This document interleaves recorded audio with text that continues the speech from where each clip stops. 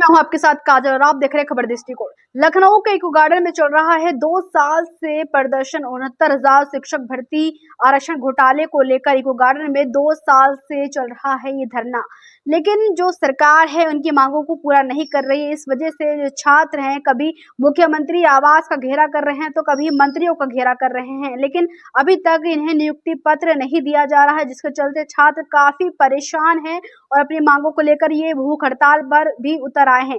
देखिए समीर खान की रिपोर्ट राजधानी लखनऊ से। मैं सोना राजपूत कन्नौज से। और कब से धरना प्रदर्शन चल रहा है यहाँ पर? धरना प्रदर्शन लगभग 2.5 साल से हम लोग कंटिन्यू यहाँ पर बैठे हुए हैं और लगभग 62-63 दिन हो गए भूख हड़ताल के। हम लोग, ऐसा कोई अधिकारी नहीं है, ऐसा कोई मंत्री नहीं है जहाँ पर हम लोग जाते नहीं हैं, लेकिन हमारी कोई भी बात नहीं सुन रहे हैं। बस ऐसे टाल मटोल करके भगा दिया जाता है। कल भी हम लोग आशीष पटेल जी के यहाँ गए थे तो उन्होंने हमें आश्वासन दिया है 2 दिन का कि आप लोग जाइए, हम कुछ करते हैं आप लोगों के लिए। तो उनका भी 2 दिन का हम देख लेते हैं और हम यहीं पर बैठे हुए हैं, कहीं नहीं गए हैं। फिर से हम घेराव करेंगे उनका, और जो अधिकारी मंत्री से मिलने जाते हैं उनको जो भी निर्देश दिया जाता है वो गुमराह करते हैं हम लोगों को। देखिए, ये 69,000 शिक्षक भर्ती में आरक्षण घोटाला हुआ था, उसी की 6800 लिस्ट हमारे योगी जी ने जारी की थी। इसके हम पिछड़े दलित अभ्यर्थी हैं, क्योंकि आरक्षण हम ही लोगों का काटा गया था उसमें 69,000 से। तो ये जो 6800 लिस्ट है ऐसे नहीं आई है। 69,000 में जब घोटाला हुआ तो हम इस शिकायत को लेके पिछड़ा वर्ग आयोग गए थे, जो मोदी जी द्वारा बनाया गया था राष्ट्रीय पिछड़ा वर्ग आयोग। वहाँ गए, वो कहते हैं कि वहाँ अब पिछड़ों का हक नहीं खाया जाएगा क्योंकि उनके लिए पिछड़ा वर्ग आयोग बना दिए।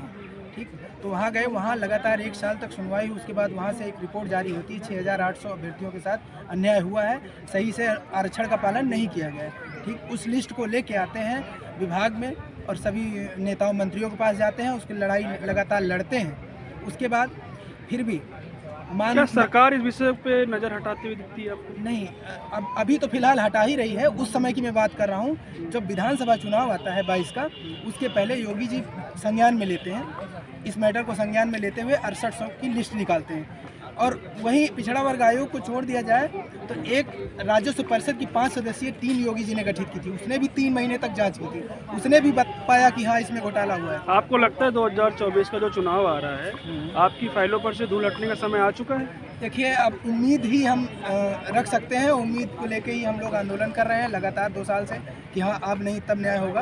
और योगी जी लिस्ट निकाले हैं क्योंकि कहते हैं योगी का वचन ही शासन है, तो हम इसी उम्मीद के साथ हम लोग लगातार लगे हैं। अगर न्याय करते हैं तो ठीक है, नहीं तो आगे फिर देखा जाएगा चुनाव में क्या होता है।